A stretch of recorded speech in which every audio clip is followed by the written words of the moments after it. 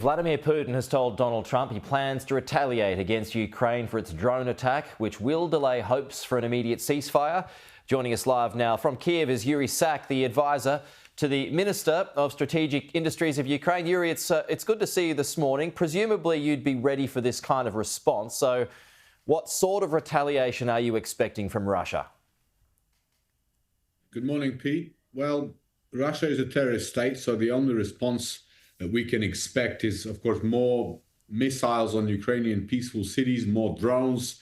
Our president just said it yesterday that since the beginning of 2025, Russians have already launched almost 12,000 drones on Ukrainian cities, more than 700 ballistic and cruise missiles.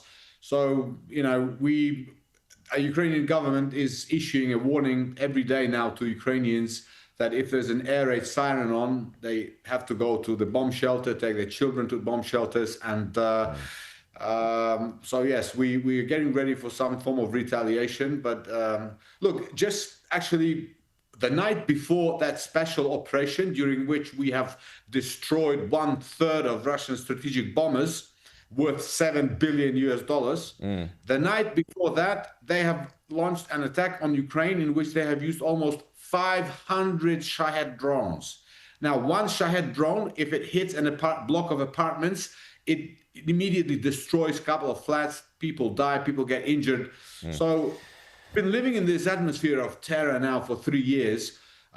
So every time when Kremlin says that they're going to retaliate, it's just going to be more of the same, actually. But of course, we want this to stop. Sure, but I mean, stopping is a way off now. Wouldn't you expect, Yuri? Well, indeed. I mean, the negotiations in Istanbul, we were very skeptical about them from the very beginning because we know Russia very well.